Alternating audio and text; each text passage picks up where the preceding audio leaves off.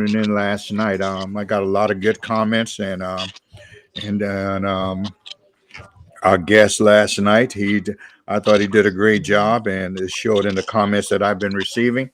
And I just hope this keeps on because the only way to get to know our people is to give them a platform so that we can talk. So you can figure out who they are and know, put a name behind these guys that you or put a face behind these guys that you read in the paper and everything, and get to see them up close.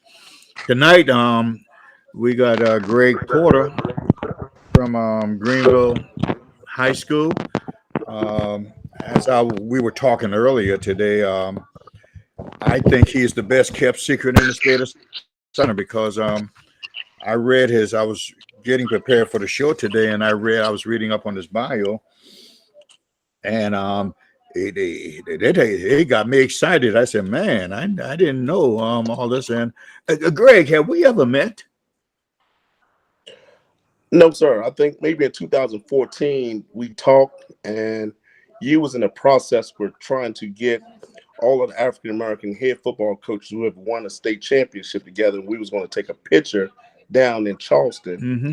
and for whatever reason, it never materialized. But we thankful for the night that you was able to do what you're doing right now, and to be able to network and bridge everyone together now.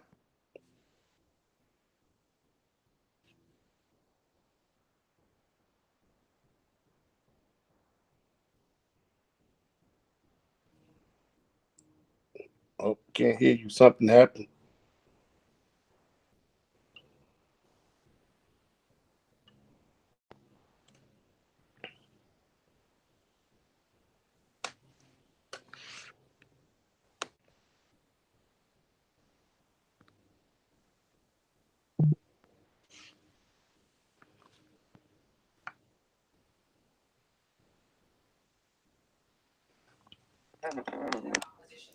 Can you see me, Greg?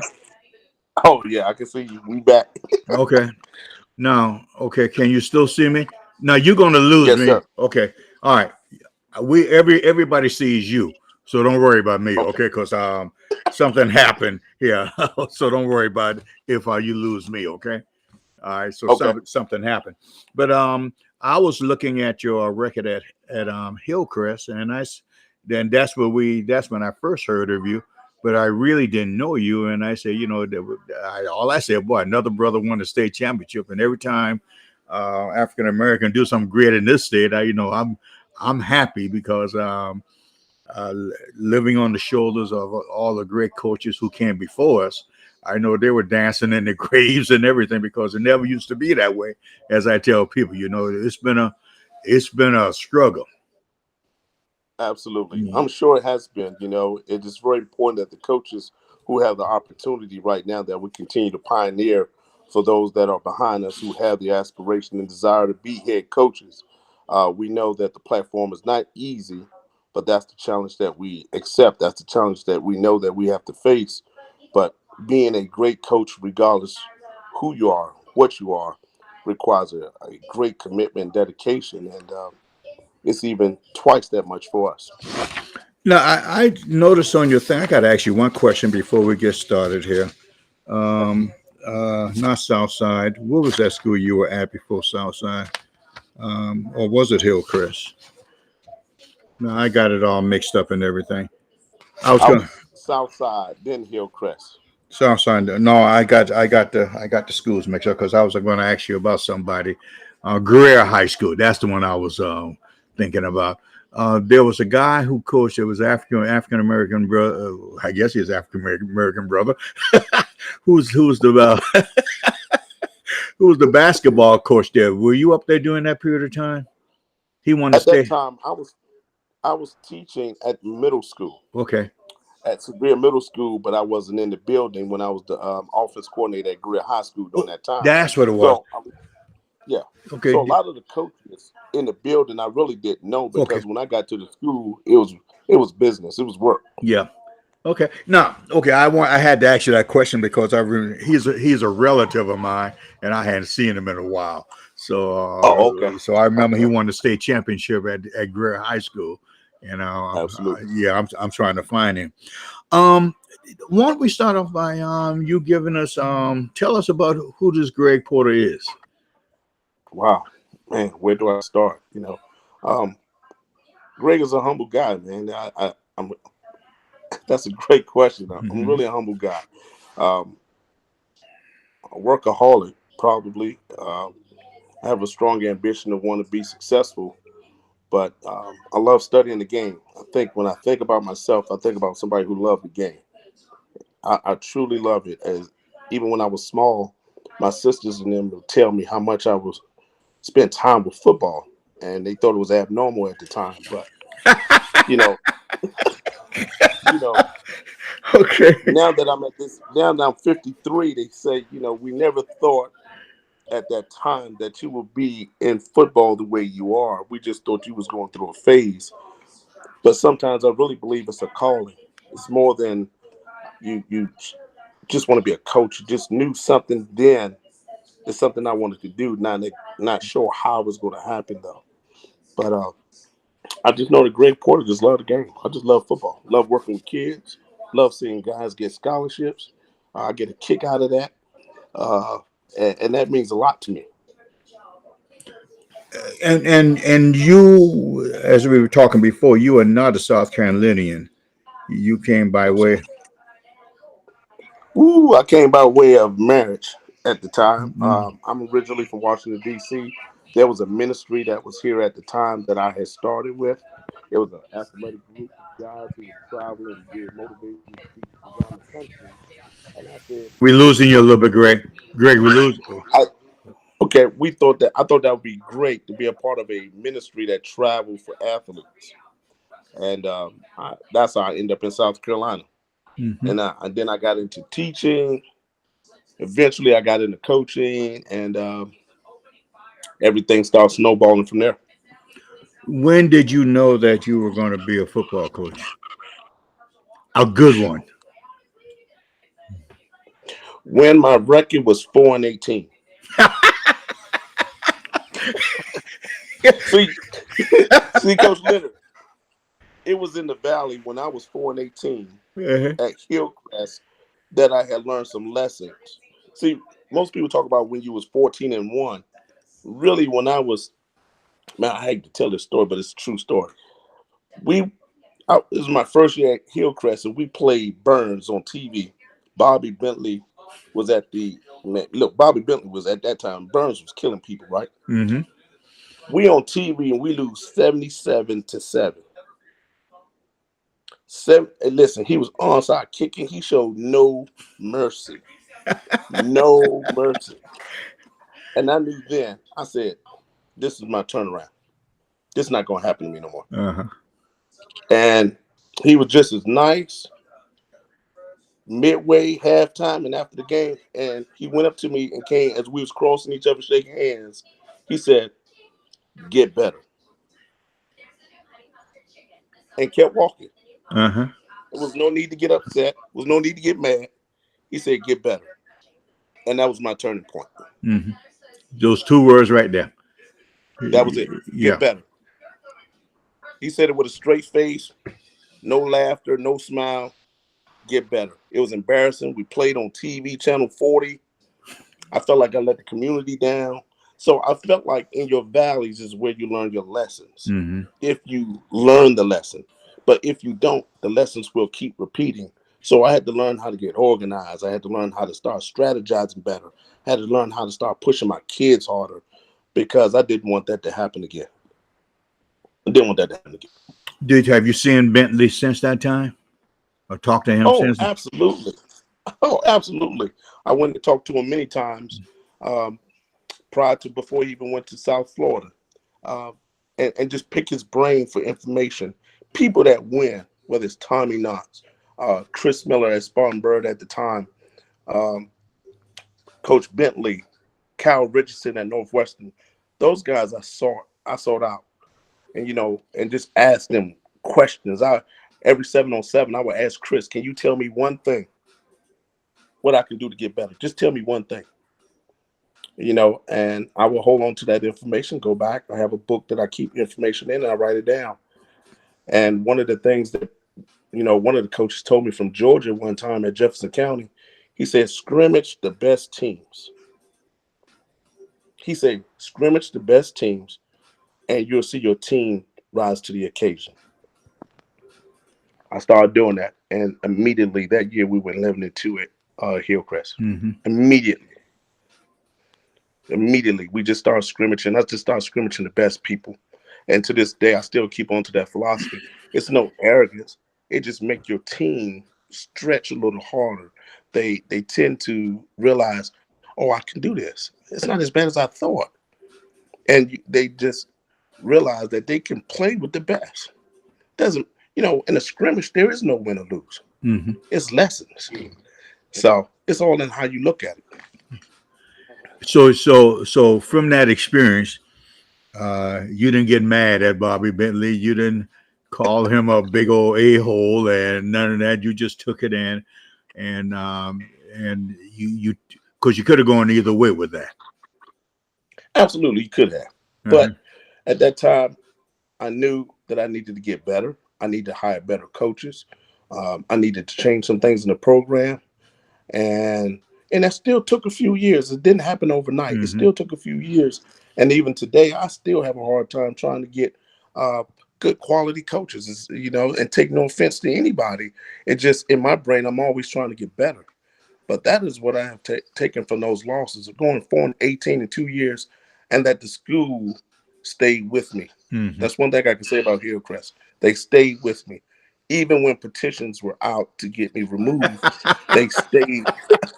See, the younger sister, the assistant coaches don't know about this. People Oh, don't know about oh, this. they learned tonight. Oh, they're gonna learn tonight. Yeah, I had at least two seasons of petitions to get me out of Hillcrest, Uh-huh. and the administration stayed there, and that's important. You got to have a support administration, and the late Mr. Chandler did a tremendous job, along with my AD at the time, Tommy Bell, who is now at TL Hannah. They stuck with me, and at times I thought maybe they shouldn't have, Mm-hmm. but they did, and they gave me the vote of confidence, which made me. I owe it to the community to be a better version of Coach Porter to try to get this team ready, to put a quality team. People paying $5 to $6 to come see football, they want to see something different. Mm-hmm. We owe it to them, and I start carrying the burden that way. I can't even I can't even name the times that I've had petitions taken out. Yeah, I think I think there was a petition taken out on me after we won the first championship game. But hey, it was 2015, and we was playing. I think TL Hannah. TL Hannah was winning the game 27-14, something like that. uh-huh. And I can remember a fan hollering from the stands, fire him, he need to go. And I couldn't help but turn around and look back and say, man, I just won a state championship in 2014. In 2015, fans saying, get him out of here. Yeah, I said, wow, yeah, but they get a little confused sometimes, you know, yeah, as of the poor babies, but they do get a little confused. Um, so you turn that program around, and what were some of the things that you had to do internally to get that thing right? You talked about um, not necessarily X's and O's, but what were some of the things that that after Bobby told you that, what were specific things? Because somebody may be in that same situation you are in right now, and they say they're looking for answers. honestly, to me, the most important criteria you must have is a strength coach that know how to relate to kids. You don't need an OC. You don't need a DC. That come a dime a dozen. But you got to have somebody you're going to trust to be in the weight room with your kids that can push your kids to the next room. Now, most head coaches like being that guy because to turn your kids over to the wrong type of guy can hinder your program Mm-hmm. if that strength coach doesn't have your heart. I'm blessed and fortunate to have a guy, Amos Lamb, who I have coached in college, and we've been together. We had our ups and downs, and now we having more ups because we both matured in our relationship. that it's there's no power struggle, and I think that is probably the most important person to the puzzle. The second thing I really believe is the administrative and AD support. Sometimes you don't need a lot of stuff. Everybody thinks it's a lot of things you need, but just knowing that they are in your corner and willing to support your vision when you have a articulated, written down vision of how you're going to get from point A, B, and C. You know, support can come in many different ways, but you got to know how to support look and what you need to get you where you are, which Greenville provided me that challenge. Take nothing away from Hillcrest. They was willing to allow me to learn and figure things out. So there was no expectations at Hillcrest when I got there. And the goal was just to look organized. Huh? So just look like you're trying to win. Then it gradually went to we expect to win at least 8 or more games. Mm-hmm. Uh, then the mindset changed. Well, when you go to Greenville, Greenville have already been winning games. So this was the first program I really took over that already had a winning tradition, but wanted to go a little step higher. And we was fortunate to get to the fourth round last season, which that's something they had never accomplished in school history. So last year we was one game away from the state championship, which to us we were 5 days away from our goal, losing the South Point. But that is one of the biggest things. You said your booster support, all of that stuff need to be organized, and you need to have a plan on how you're going to do that. But me personally, I say your strength coach is the most important factor, and the support of your athletic director and principal. That's important. Where does X's and O's come in? Because I hear a lot of guys talk about the X's and O's. In this scheme of thing, where does the X's and O's rank? My opinion. Okay, this is Coach Porter's opinion. Mm-hmm. Um, does it play a major part? It does, but really, it comes down to the Jimmy and Joes. Mm-hmm. If my players are more physically stronger, faster than your players, then it doesn't matter what X's and O's what YouTube, what book you bought. The kids bring those alive. Those young men who've been in the weight room from 6 a.m. to 11:45 in the summer, those are the kids that bring those plays to life. Without your offensive line, none of them 7-on-7 routes don't work. Mm-hmm. Scratch them all. So you got to pay attention from your strength coach to your offensive line coach, because your X's and O's don't come alive without your O line coach. And I think, to me, my opinion, I can't speak for everybody. Maybe the O line coach may be a little underrated until you find out how bad you need him during Friday night games. Because I don't care what play you draw on the board or a piece of paper, that offensive line coach got to be able to make it work. The kids got to be strong enough to be able to execute it, and vice versa from the defensive line. And so I don't necessarily have a place for the X's and O's. I just know before you get to the X's and O's, you better have some Jimmy and Joes. Mm-hmm. Well, let's stick with Southside. Okay. How did you get your kids to buy in? Because it's a little bit different than, like you mentioned before, it's a little bit different than your experience at Greenville. How did you get those kids to finally buy into what you were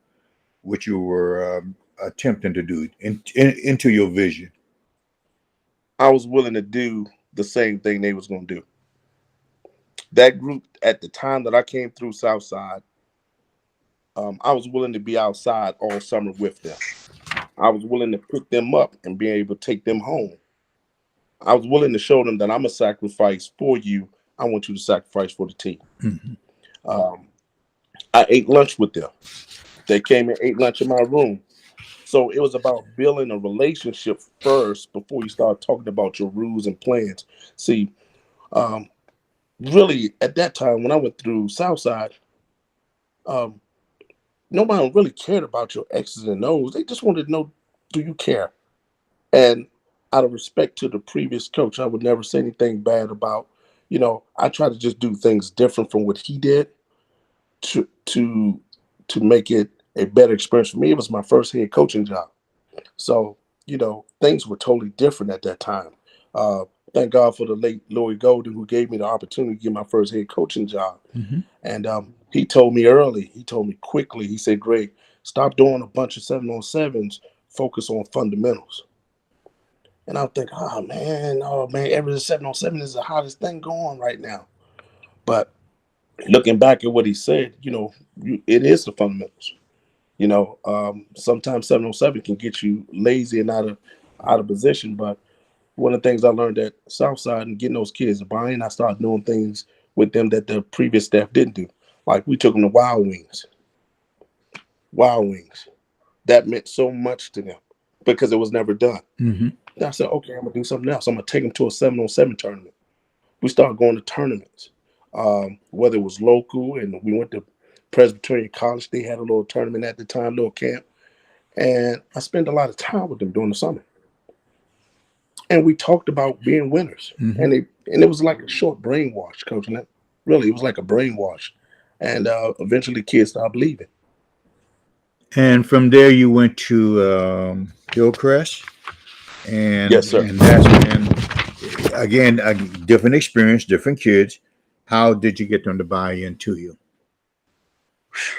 Man, it was different clientele when I went there. It was different at the time. It was a 4A program that I believe that the previous coach was at the point where he was bringing them along. I thought. Matter of fact, it was kind of um, disheartening because I took a day off and I went and studied at Hillcrest because I wanted to learn why he was struggling in his program. So most people was going to study at winning programs. I would go to a losing program and try to study and see why are they not winning, what are they missing, and then the next year I got the head coaching job. Man, if I had a chance to go back, I probably should have kicked all the kids off the team. Um, but I didn't know enough. It was my second head coaching job. I'm head coach for year 4, and man, that the school was big, different rules, different kids. Nobody wanted to do right, so we had to be willing to lose before we win. And that was when I went 4-18. Hmm. And I learned then there's some decisions you got to make when you take over a new program, that you can't compromise. And if you compromise, it could cost you later. You know. And eventually, after that 4 and 18, they started coming around slowly, or it just happened. Which one was it? Well, we had a JV group, and I started investing in the JV, the C team, and they was undefeated. Their mindset was different. And you have to let that old class graduate. If they don't want to change, they don't want to change. I remember a player, a senior player, his senior year, my second year, we was 2-8 again. He took me to dinner. I was surprised a kid gonna take me to dinner. And he told me personally, and I'll never forget it. He said, Coach, this team was never yours. We were still loyal to the previous coach. But one day you're gonna win the championship, but just not this year. Mm-hmm. Just think about it. Here's a kid, a senior, feeling comfortable talking, a D1 football player now, but he told me the truth, and we didn't win. Mm-hmm. I thought he was crazy. I'm sitting there thinking, man, well, I want to say a few words to him, but at the same time, but he told the truth. Uh-huh. They were still loyal to the previous coach, so it didn't matter what I said, what I did. I have to let them graduate and focus on the JVC team kids. And then when they came up, they went 5-6. We lost to Dutch Fork in the first round of the playoffs, and then the next year we went 11-2. We lost to Sumter in the second round of the playoffs by a field goal. And then the next year we went 14-1. We won the state championship and Mm-hmm. we had the rematch with Dutch Fork, which we won. So it's a process that sometimes, in coaching, we want that quick win, but there's some things I learned that it's not going to always be easy. You got to be willing to grind. You got to willing to give up some time and organize yourself to try to get your program the way where you want it to be at. You got to have a vision for it. Mm-hmm. And sometimes everybody don't see it the way you see it. So you try to surround yourself with coaches that can help you build. And that can be a juggling process with the hiring and adjuncts. And some coaches have different motives. They tell you they're in for that reason. Then when they get in, they got another plan.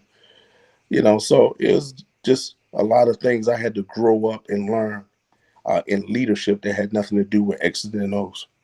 From your first head job to Hillcrest, um, how much had you grown to that point as a person From and as a coach?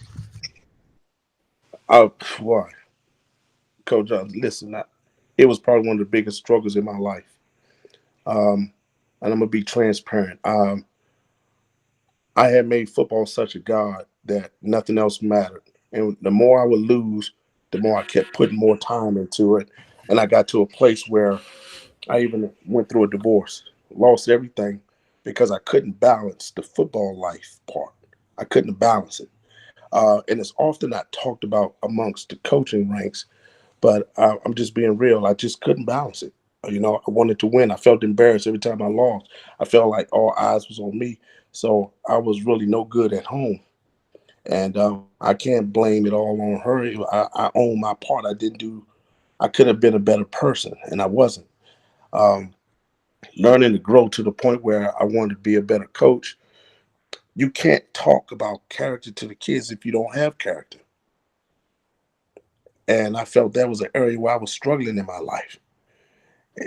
And it takes some work to try to get to that place. I'm not a perfect guy, but man, you before these young men every day, and you trying to talk about more than football. But man, I'm struggling in my own personal life. So from that first year to Hillcrest experience, and even now, every day is just a place in my life where you just try to be a better version of you and be honest with yourself. I'm still growing. I'm not where I want to be at, but I'm a lot farther than what I used to be. Hmm. And as a coach, how have you grown? Man, I tell you what, way more detail than what I used to be.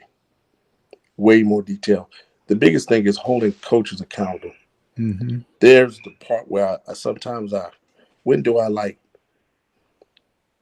say what I really want to say to this coach? You know, Sometimes I try to be patient. When I was younger, I wasn't. I had no tolerance because all I focus on is winning. Now it's at a point from Hillcrest. Okay, this decision could affect this man's family, his living conditioning. So maybe approach it a different way when you want to talk to him about something he's not doing as a coach, rather than berating him and ready to go ahead and fire him because he's not doing exactly what you want. So those are areas I try to work on. Hmm. Yeah. And I appreciate your you letting everything rip because at one time I was that guy, and Yeah. and I think if this is what I like about this platform. Um, Everybody forget a lot of times that coaches are human beings. It's not Yeah. it's not the Leave It and Beaver stuff that we Yeah. used to look at on TV. Uh, could you put Yeah. some more light in your room because you are fading and dark and everything? I can barely see you. Do you have more Uh, light in your room? I could put more light in my room. Yes, sir. Yeah, I'm sorry. yeah. So we can. Yeah, it's getting a little dark, and there we go. People can see you, man.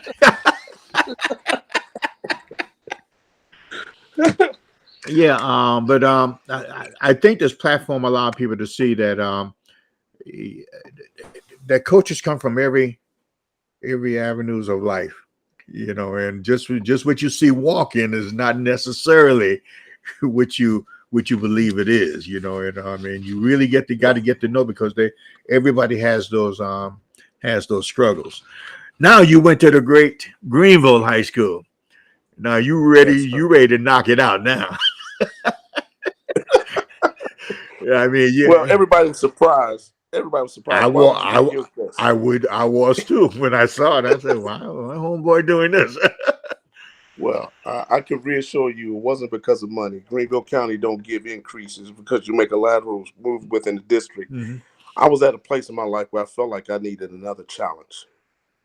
I just needed another challenge, and it caught me at the right time. I always had this philosophy because at first I used to interview for jobs, and you'll find in between 2013 and 15, I swear I interviewed for about 8, 9 jobs I was a finalist for. And I got to the point where I know my worth and my value. Stop interviewing. It looked like you're not happy every time you keep taking an interview. When I thought when you win a championship, there was opportunities that come to coaches who win a championship. And I'm realizing these opportunities that I was looking for, they didn't come to me. Okay. So now I'm looking real unhappy at the place, and I'm like, "Ah, man, this is difficult." So I made a, pact to myself. I said, listen, do not interview no more. The school that called you is the school that be meant for you. Yeah. And I just let it be.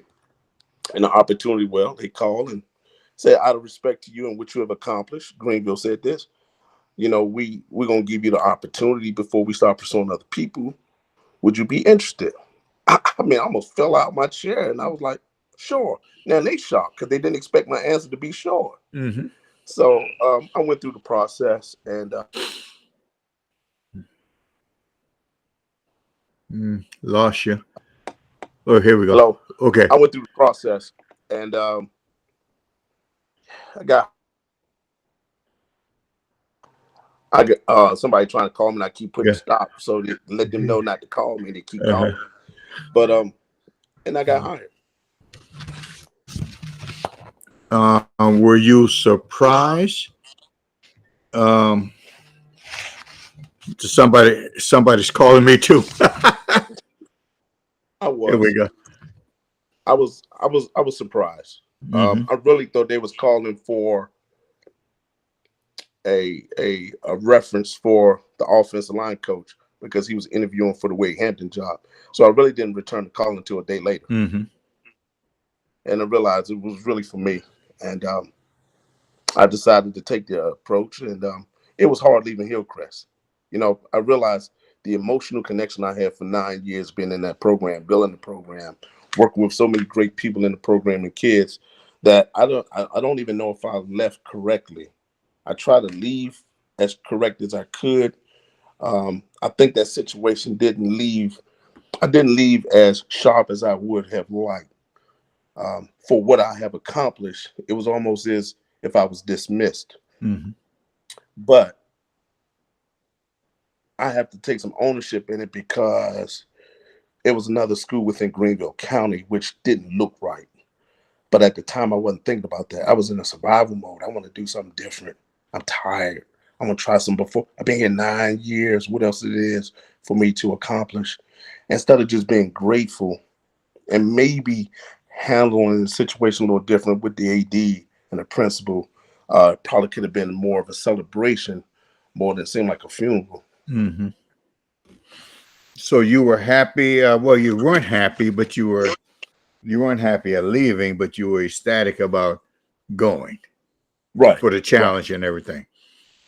Now, right. each school is different. Each school has their own issues, their own problems, their own culture, and everything. What was the most challenging thing you had to deal with when you went to Greenville? Um, the kids. The kids had already had a different mindset. They had to be changed. Um, the community people really didn't know me, so nobody really bothered me. They was intrigued about the move just as much as everybody else was. So just organizing the support, I had nothing but a lot of support. I can honestly say that there's been a tremendous amount of love and support from the Greenville community that made me say, "Wow, I didn't know that type of support exists in Greenville County." Or maybe it's just Greenville High School Mm-hmm. that has it like that. But yeah, the support was different. It took me a little while with the kids, the culture. There's still that group of kids that no matter what school you go to, that feel like they're entitled. And I wasn't into that entitlement. I'm the best man win the job, and if both y'all don't win it, then y'all share it. Mm-hmm. So, and a lot of people wasn't used to that. And how did you overcome that? I mean, how did it? I mean, obviously you worked it out, but what were the steps you did to overcome that? Um, take some losses, disappoint some. That's always the antidote. Yeah, Huh? yeah. Take some losses. You lose a parent, you lose some support. You don't want to, but life happens, and Mhm. you stick to your plan.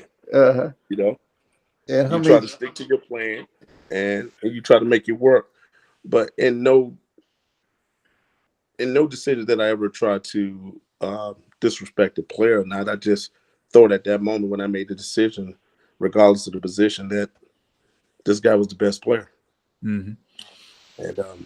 And as we have grown over the past 3 years, going into my fourth season, I started raising the standard of expectations, academics, attendance, attitude, what we do. Then I changed my reward system as well. I do a lot of things for them that they probably didn't have done for them in the previous staff. And there's no comparisons. It's just you grow and you live and you learn and you see the differences. And you just try to do your part to make the kids have a positive experience playing in your football program. Of course, you couldn't do all this by yourself, and No. and you've had some help along the way with staff and everything. When you hire or look at a guy to come work with you, what are you looking for? Ooh, that's a good question. I tell you, I think I have made so many mistakes with that. I don't know if there's a true recipe on that because everybody going to put their best foot forward, and then when they get in, there's this other side, other agendas, should I say? I'm looking now. I'm at the place where I'm looking for hard workers, commitment guys, loyalty. Um, Not perfect, but they're just people that understand protocol.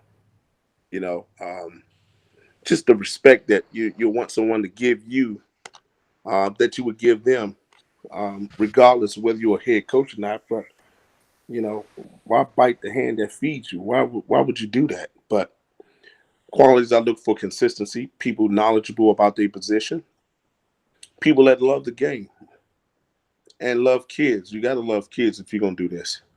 You there's no way you can coach and hate being around student athletes. Mhm. Absolutely no way you could do this. And you can't be talking about I'm chasing a stipend. Ain't nothing irritates me the most is when I have coaches just chase stipends. Mhm. They don't want to do no work, just want to show up and get the tennis shoes, the shirt, don't have show up during the week. Always got an excuse why they can't be on Sunday. But I'm sure I might be the only coach to deal with that. I'm sure there's coaches out there that don't deal with that. So I don't want to sound like I'm bragging or complaining. Look at you trying to be funny now.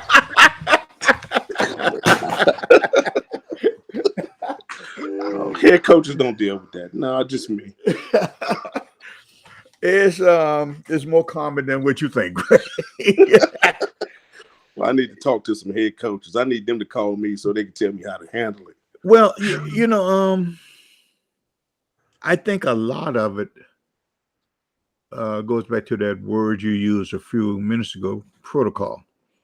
That's number one. Number two, you got guys now who think that they hung the moon. You know, they don't have to work hard anymore to a saying. They come out of college saying, "Well, I was a grad assistant there, and I was there. I should be the head coach now."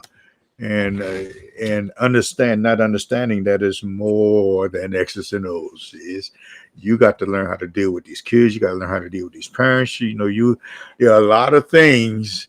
I tell you what, if there was only X's and O's, I'd be coaching for 1,000 years.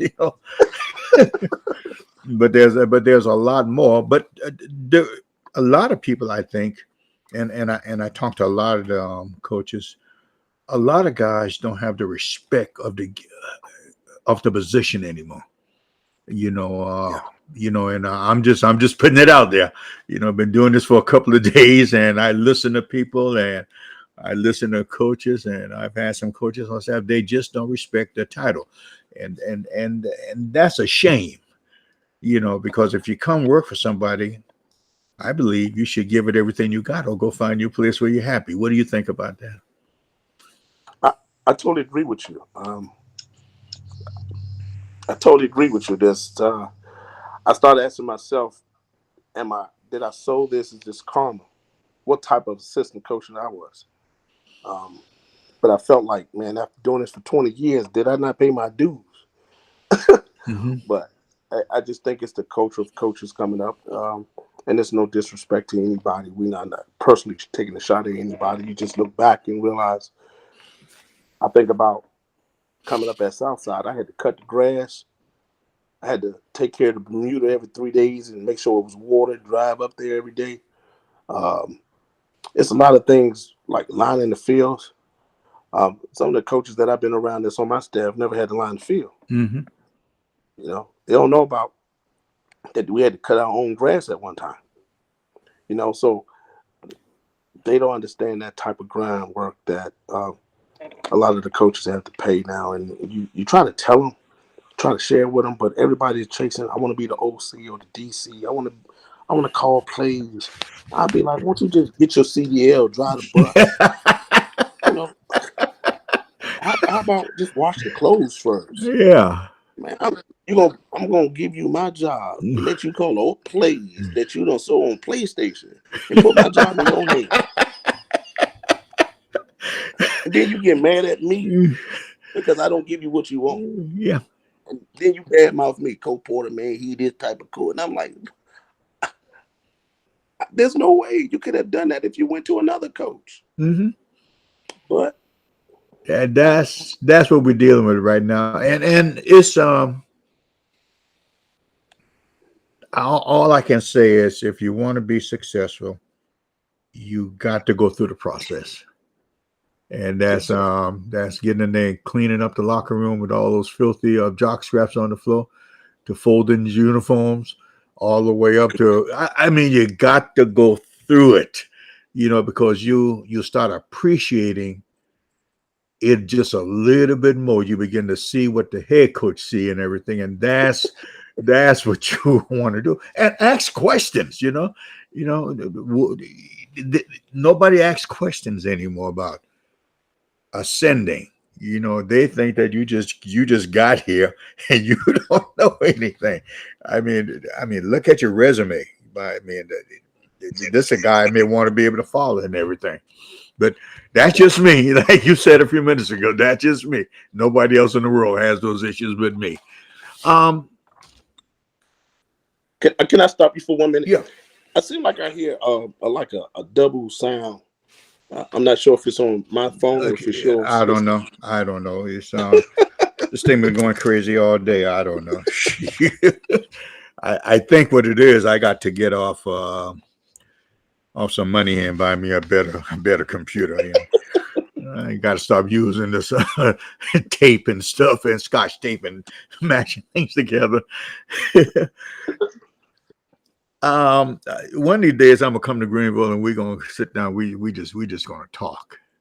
Listen, we have none but the best restaurants I know down I've been south. there before, man, and I still can't believe that we have never um, actually met and talked. And I was sitting there trying to remember if I ever met you before, and I just couldn't believe it. I said, and when I read your thing, I was thinking about it all day. And when I read your resume last night and all the stuff that you have done, and we're gonna start talking about some of the stuff here that you've done, because you have done some. I mean, your body of work speaks for itself. You don't have to Yes, say sir. a word, and Thank you. I mean, when I look at this thing here, you have put 41 kids in somebody's school. Whereas Yes, sir. most guys who've been coaching for a long time haven't put 5 guys in school. Right. And you got 14 or 15 all-star players from Shrine Bowl or North South. That's the body of work that Yes. that nobody knows you exist. I'm telling you, nobody knows you exist, Greg. I'm all the That's way true. down. I'm all the way down here in the low country, but um, I'm amazed at some of the things that you have accomplished in the you know, over your career. I appreciate it, Coach. But the funny thing, the humbling part about it is, um, there are 8 schools that didn't think I was qualified, Mm-hmm. and because of them, they kept that fire in me to let me know you're not accepted yet. You're not in yet. Mm-hmm. You haven't accomplished everything yet. You still gonna have to pay your dues. So I act like an assistant coach. Although I have the title of a head coach, Mm-hmm. I think and carry myself like an assistant coach. That keeps me hungry. It keeps me humble. It keeps me studying football 2 hours a night. When I get to school early, I study football again. And All you young assistant coaches, listen to what he just said. That's yeah, how you lead. You don't lead by saying that I deserve this. Do the work first, and they'll find you. I always tell our kids, if you do the work, they'll find you. It doesn't matter if you yeah, 1A or 5A. If you can play, they'll just do the work. And if you do the do work. that, you will be fine. Because Absolutely. and all this trying to run over people, trying to put people down and everything. Because remember, what you put out there, it's gonna come back at you. We call that karma. Yeah, it's gonna come back at you, and you're not gonna like how I feel when it's done to you. Yeah, Lift your boss up, lift him up, and that way he'll reach down and pull you up where he is if you will listen. Most of these kids that you put in school, how they doing in life right now? most of them do well. They doing well. Some we still in contact. Some I don't hear from that much no more. Um, lately, and I think it's a partly because of me. It had nothing to do with the kid. I have a tendency that when that class is done and I get them in, my brain shift to the next class and I keep Mm-hmm. going. So I'm fortunate to have an assistant coach on my staff to help bridge that gap for me and remind me, hey, don't forget about so and so. Don't forget about them because I'm already working on the next class. So it seemed to come across real insensitive, but it's not. It's just in my brain and my way of thinking. Man, I gotta get ready for the next season. Hey, Mm-hmm. hey, bro, wish you luck, man. Hey, we good. Everything is fine. But the more impersonal type stuff, I probably need to improve on. That's a weakness on my part. But most of the kids are doing well. They'll come back and they'll come train with the strength coaches, see me, and we fine. It's just a part of my personality. Mm-hmm. I'm the same. I'm basically the same way. So don't worry about it. The Hey, I'm minute, being listen. I'm being transparent tonight. I'm telling you, I'm yeah, just being I, real tonight. after that last game, no matter what it is, after that last game, I'm thinking about next year. Yeah, Waiting on yeah, graduation. yeah, and again, not being insensitive. yeah. You've given those kids everything you got, and if they ask for anything, you right there. Yeah. They don't ever have to worry about you being there and everything. But you got a Right. job to do, and you go ahead and take care of that job. Your staff, we haven't talked about them, and I know you can't do this by yourself. I know you got somebody that's holding your belt, keeping you in check. Who Woo. who you tell? Let's talk about that staff of yours. Okay. I'm gonna pick. I'm gonna randomly go. I'm gonna start with my strength coach, Amos Lamb, who was also my offense coordinator. Um, strength coach. You know, last season was the first time. I'm gonna say I'm so embarrassed saying this, man, but I'm gonna say it. Last year was the first time that I had my OC and DC in the same building. Wow.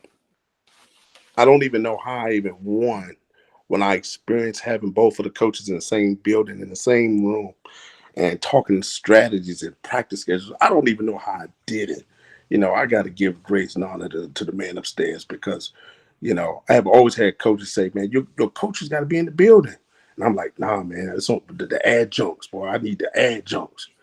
And yeah, the adjunct server role. Don't get me wrong, but the more coaches you can have in your building, uh, the better it is. Mhm. It's no doubt about that.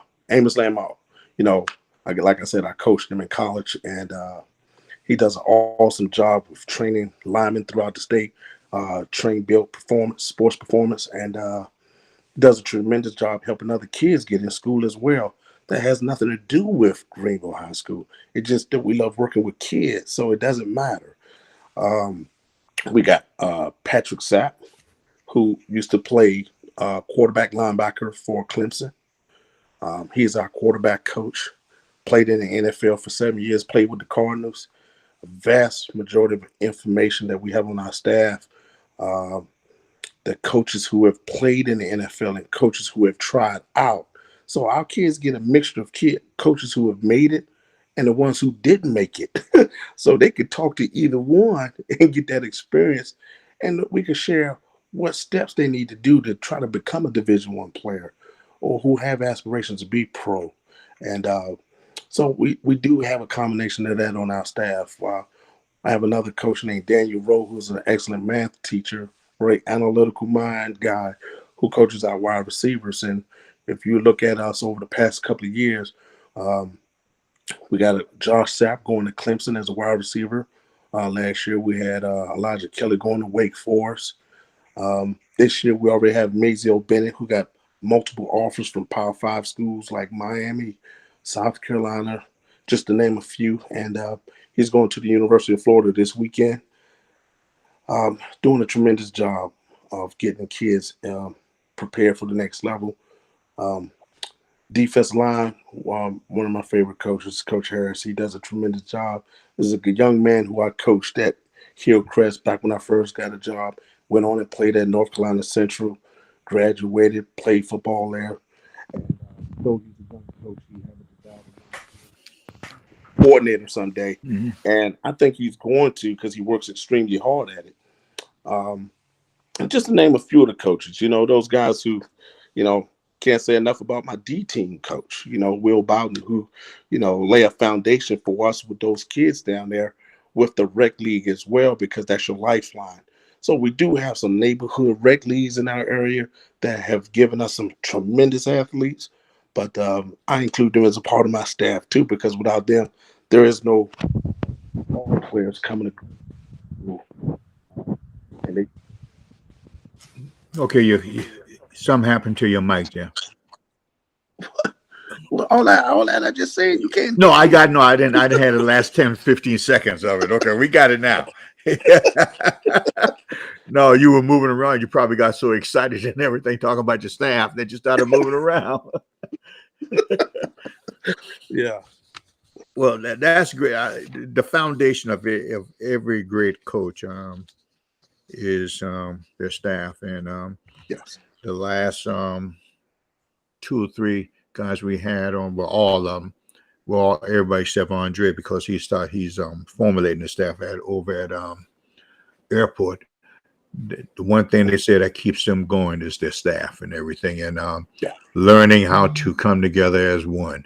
Bringing all that together as one. And the one thing that they all concerned about is the kid. You know, yeah. they don't bring any personal stuff there. It's just whatever's best for the kids and everything. And I appreciate what you said about your strength course, that y'all had some knockdown drag out sometime. Yeah. you know Oh yeah. Oh yeah. and that's okay. Right. It's okay. If you don't have disagreement, then something is wrong. you know Right. We have it's a good relationship. We hmm can be honest because it's for what's best for the kids. right. I trust him. You know, um, I used to be a strength coach. Well, when I was at Hillcrest or when I was at North Greenville College, I was a strength coach. So sometimes you got to just because you know it doesn't mean you got to always act like you know everything. hmm You know, so I delegated and allow him to do him, and hmm he's doing a tremendous job with it. and it's a great thing when you can trust people. Right. That's the biggest thing when it comes to staff. You you trust each other. You trust each other thing.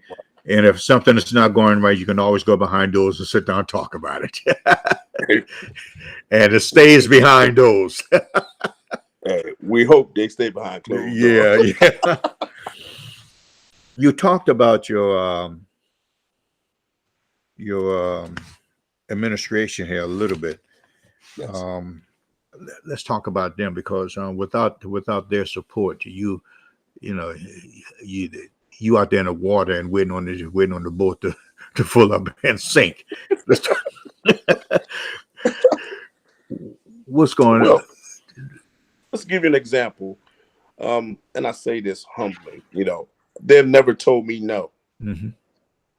but I don't ask for anything crazy either. I ask for what I really need. Um, we'll give you what you need. You fundraise your wants, Mm-hmm. and they have been true to that. They've, I've everything that I've asked for that pertain to making the kids better. They have given. That's the type of support that I'm talking about.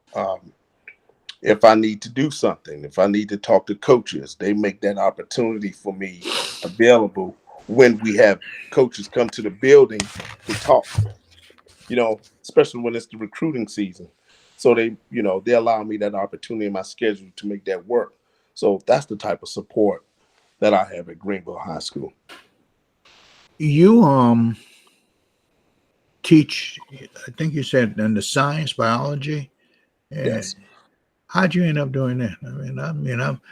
I couldn't even spell biology in college. I mean, the only thing I could spell was PE when I was in school. Oh, don't sell yourself short. Well, when I was young, one of the classes I was really strong in was my science classes, and I'm kind of a pack rat, and I was trying to decide what subject I was really good at, and I realized it was science, and school became easier at that time. I'm a football player. I'm into bodybuilding. I'm into powerlifting, so biology became a part of the necessary knowledge that I needed to become a better version of myself in the sport that I was in, whether I was powerlifting, bodybuilding, or football, running track when I was in college. So you just basically for having love for it because you know what it's going to do with the knowledge you're trying to get done for yourself. So I went on and graduated with my master's from Furman University with my master's, and that opened up opportunities. It's not, Mm-hmm. having a master's in science. I've taught biology, taught just about all the sciences except for physics. So it gives me flexibility. You know, it gives you flexibility. How many classes do you teach? I'm not at. I can't talk about that. Can't talk about that. We're not going to talk about that. I can't talk about that. We should discuss that before we got on the air. Yeah, I know. Cause you got to be sweating on that one.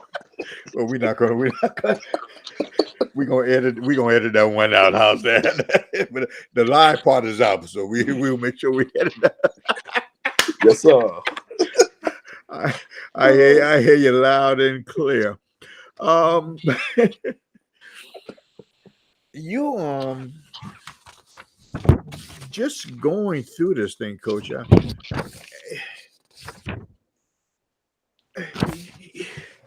How come nobody knows you? You know, I did a poor job of networking because I spent all of my time focusing on my kids. Uh-huh. So I don't network well. I don't get out there and try to put my name out there, and that's to my fault, and that's the disadvantage of a decision I made because I some reason I said I wanted to win a high school championship or I want to make my high school better team. Mm-hmm. So for whatever reason, it's just not happening. I coached in a Shrine Bowl. I think we were the last team to beat North Carolina in 2019 with that staff. I was a member of the North South in 2016. And I don't know, maybe I need to do a better job running for more positions that's available, whether it's in 4A, upper state, or something like that. But, it never crossed my mind, Coach Lynn. Well, you need to think about it because and not per se for you, Mm, but for the mm, other coaches. mm. You're right. you know, You're right. it's uh, you know,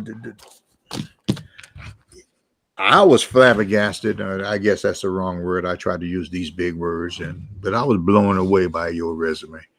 And when I checked out a couple of things, I said, I don't believe that I didn't know this guy, and I know everybody. know, Yeah. you know, Yeah. and we talked on the telephone and everything, and it's just amazing. We got a few more minutes left, and I need to ask you these two questions that I leave with everybody. Okay. Yeah. What do you do to keep yourself up to date with the fast changing world of football? Um, I probably spend hours on YouTube studying football. I will call coaches that I really respect and talk to them about the game. Especially when I made myself defense coordinator last year. Things changed so fast. It seemed like it was every year was something new coming out offensively that you had to learn to defend. So I had to call more coaches and network and talk more. But read, I love to read different books on different What's the last book you read? man. Winning by Nick Saban. He had a book about these winning habits he have, Mm-hmm. and certain coaches I'm selective about who I read from, and nothing personal. I like reading books from Nick Saban because he win. You know, always curious about his leadership style. How do he handle different things? So, or I just go and YouTube it if I'm busy or if I'm driving and just listen to it. So, just trying to immerse myself in various ways of trying to update myself as fast as I can, whether it's the latest different defense techniques or strategies or schemes or fundamentals or things like that. How do you keep your staff? How do you keep your staff up to date? One thing that I did last year that was interesting during the COVID, I made the staff do a clinic.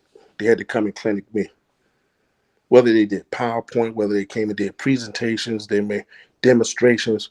You had to clinic me. Sometimes I even had an outside coach come in and give a presentation. I know Kevin Washington, one of the best defensive back coaches in the upstate. Um, he came in and went over defensive alignments and stance and fundamentals with me. I had Roy Ravenel, who's a head coach at Southside. He came and we talked about the organization of a defensive coordinator, things and how you had to do, to get yourself prepared. You know, um, then I have coaches on staff. Got to do a presentation. Teach me. I'll be in the cafeteria doing. Show me the technique. Talk me through it. Mm-hmm. It's no embarrassment. It's just if you can coach me and talk to me about it, then I know you can talk to those young men about it. But if you struggling and you babbling in your words, if you do that in front of the wrong kid, he'll lose respect for you. Now you lose influence. Now he loses respect for you. Now I got a wasted coach on staff. Mm-hmm. They think they don't take you serious because you don't take the game serious. So I even have kids stand up. Coach cover to show me what to read. Who do you read? Draw it on the board. Test his knowledge. Test his penmanship. Do you know how to draw our base defense? Because if you can draw it, you can talk about it. If you can't draw it, you can't talk about it. So constantly doing short quizzes. Uh, and it's fun. Sometimes the kids feel a little embarrassed because they feel like you're catching them on the spot. But I said, you'd rather for me catch on the spot than be on the field and you not know it. Mm-hmm. So those are some things I do. You know, And your I, I I don't know if the love is the right word. How do your kids look at you?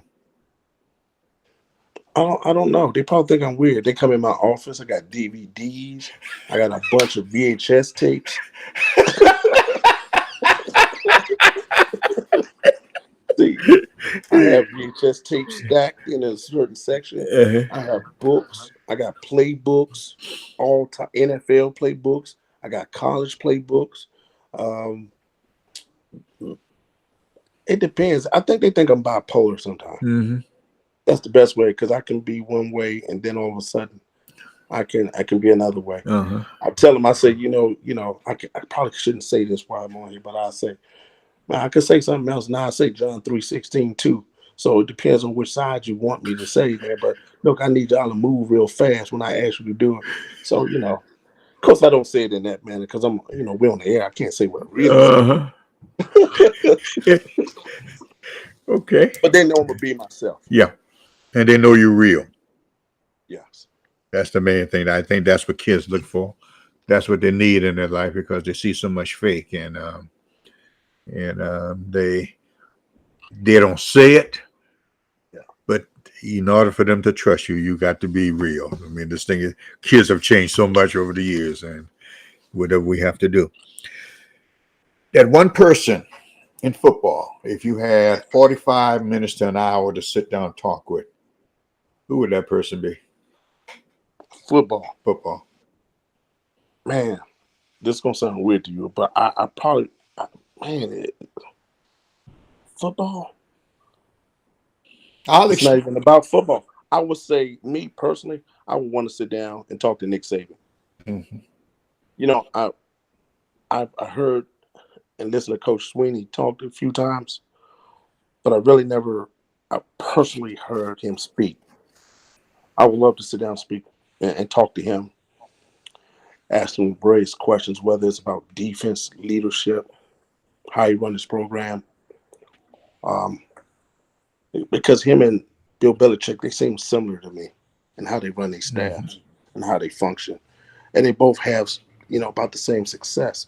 So there's just a curiosity, Um, if it was a high school coach, oftentimes I like to talk to Tommy Knox. You know, I get a lot from that. I know a lot people may have their opinions about Tommy Knox, but you know, respect is earned Mm-hmm. from his perspective, and I think I earned it, and I never taunted in his face. I still treat him with the highest respect, and I think it's a mutual thing that I have. Um, but my final person, I guess I gave you more than one, would be Kobe Bryant. It was just his mentality, his work ethic is just absolutely phenomenal. That's great there, man. You picked three outstanding guys right there. Now, outside of sports, if you had to can be had to be anybody outside of sports, who would that one person be? Anybody that's a millionaire, Elon, Elon Musk. I want to understand his thinking. He has a different way of solving problems. I'm curious about that. What made him become that type of person? What book did he read? What happened to you that your mindset is on that level that you would just self teach yourself about rockets and then sort out the people who understand rockets that he understands it to the point where he make his own rockets. I just found that fascinating. Mm-hmm. Yeah. Elon Musk. Well, that's a new one on us. And I'm writing all these down because I asked everybody that question and everything. It's good to see where people are and how they think and everything, but also people who will be looking at this because this will be screaming for a long forever. They'll be able to sit down and see you, the real you, and everything. Well, we Yes, sir. come to the end of our show, man. Boy, I tell you, time just flies, doesn't it? It did. This was an awesome experience. I thank you so much for it. Anything in closing you want to say? Well, I'm humble for this opportunity. Thank you to all the coaches and anybody who's listening to this. You realize that we're imperfect people that have a desire to touch and impact the young men's lives that we run into every day. It all will come to an end. Everybody has an ending. And at the end of the day, what would it say on your epitaph? Your beginning date when we was born and our end date, but it's going to be the dash how we lived our life in between. So I wish everyone blessings and wish you well. Greg, I really appreciate you coming on. I mean, I am as humble as you are, man, because Thank you. I just enjoy doing this. And at one time we couldn't do this, and with the as many bright young African American coaches out there, we got to know who they are, and we can't be secret agents anymore because we do impact kids, and that's all kids, and we do impact each other, and we got to learn how to learn from each other. So thank you so much, and sometime during the season we're gonna get you back on, and we're gonna sit down and we're gonna see you all how you are. I know you're calm and everything right now, but I want to see you when you're in season. Awesome. Well, you have a good night's rest, and again, thanks a Thank you. bunch, man. I appreciate it. Thank you. All right, people, that concludes our I can't even think about it. Fourth or fifth show, whatever it is. And man, I learned so much from these guys, and the ton of notes that I have and taken everything by just listening. I appreciate you guys being on. Next week we'll do a double duo again next week, and we are going to go over to Lake City and talk to Ron Baker, and then next week we're going to go to Carvers Bay and talk to Matt Richards. So you guys have a good night's rest and have a good Easter experience, and just love somebody and hug somebody and tell them you love you. Good night, and thank you for tuning in.